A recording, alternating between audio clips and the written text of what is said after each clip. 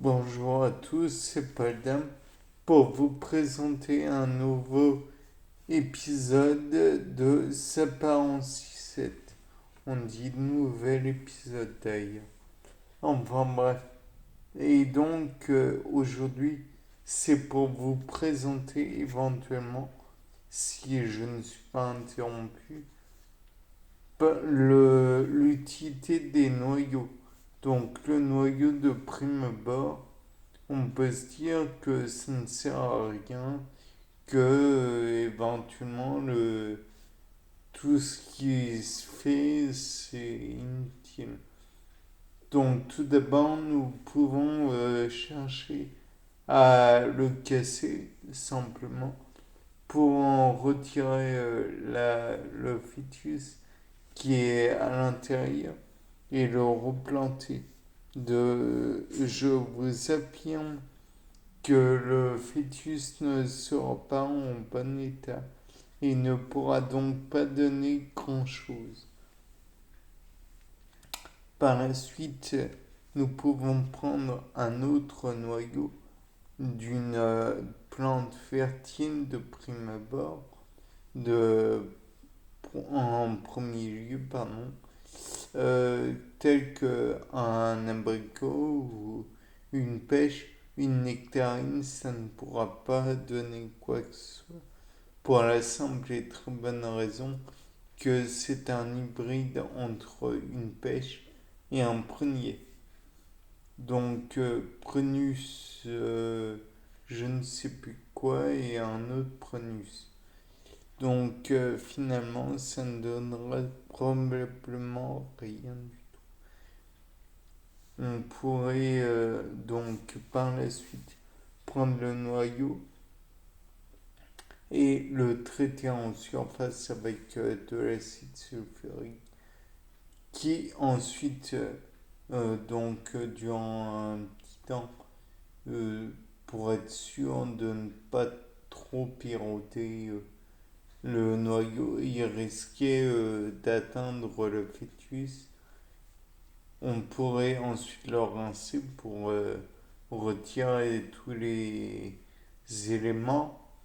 Puis par la suite, on pourrait traiter à la soude caustique qui elle aussi serait chargée de d'éroder un petit peu le comment dire le noyau et peut-être même neutraliser d'éventuelles charges, euh, l'acidité plutôt de l'acide sulfurique qui pourrait rester, puis on rincerait encore une fois.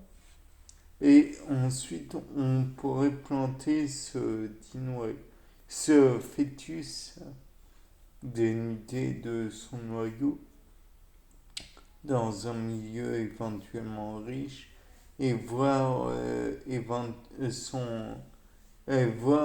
comment il va se développer. Je pense que de prime abord, ça va se développer correctement. Donc le noyau n'a pas impact comment dire, dans la germination. Néanmoins, on peut imaginer le fait que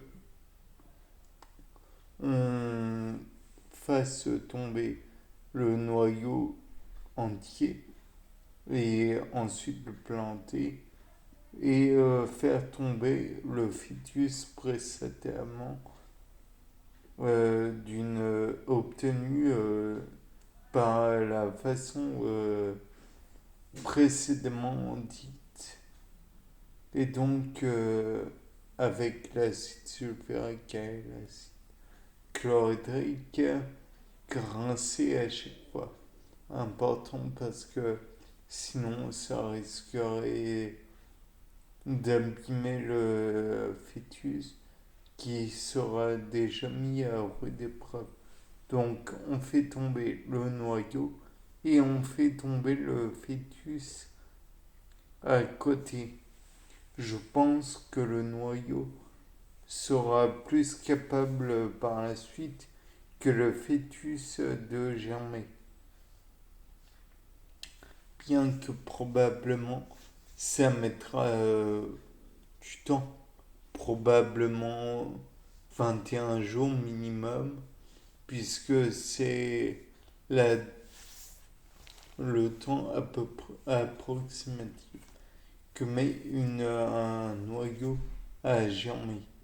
Donc on pourrait éventuellement donc faire germer ce noyau et voir si le fœtus dénudé pourrait germer lui aussi. Je, mets, je mise plus sur le noyau entier. Mais bon, après, à voir. Par la suite, on peut imaginer que ce noyau a une autre utilité, étant donné qu'il est très globalement sphérique ou au moins rond à certains endroits. On pourrait envisager que c'est pour, comment dire, pour rouler, bon, pour se déplacer en somme.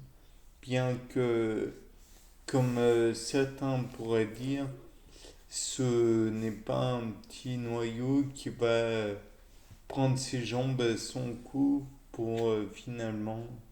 Non, c'est clair.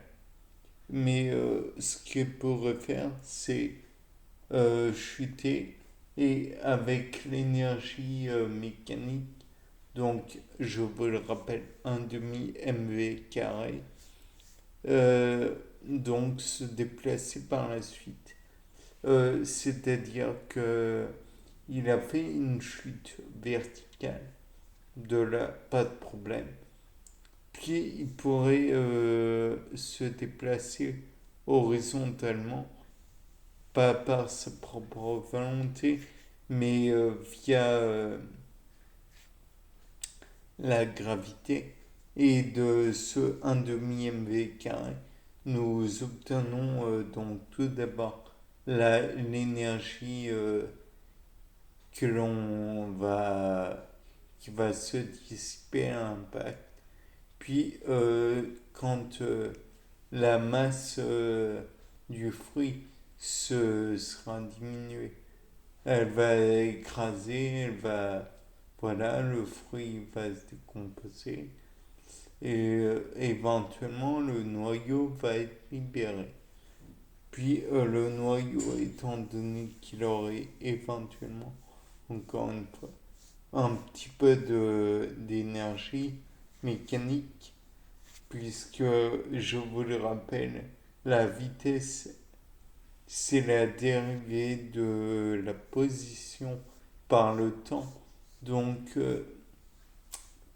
ce qui nous fait dire qu'il pourrait éventuellement changer un peu de place, de position en fonction du temps et donc permettre de se retrouver un petit peu à l'écart de son parent, on va dire, l'arbre parent. Et donc,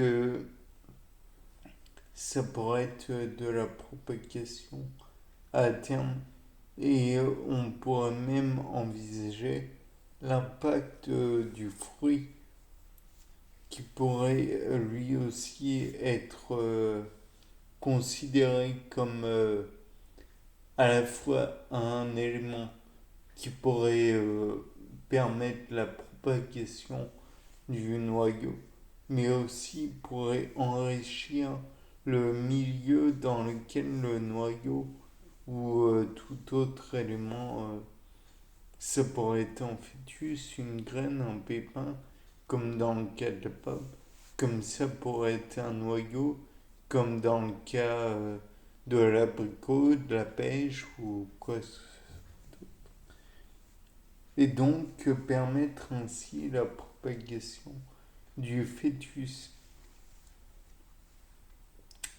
qui pourrait aussi, comment dire, se développer correctement dans des conditions euh, plus, comment dire, dans de meilleures conditions, puisque le fruit aurait pu être une source de réserve qui serait utile au développement de ce fœtus qui n'est en somme pas adulte, donc qui aurait besoin encore de se développer et qui pourrait trouver dans le fruit la source de ce développement. En somme, avec un petit peu d'eau, un petit peu, il repartirait son cycle cellulaire pourrait repartir et ainsi cela pourrait produire un être tout à fait complet. Après, il faudra grandir. Voilà, au revoir, c'était pas le thème.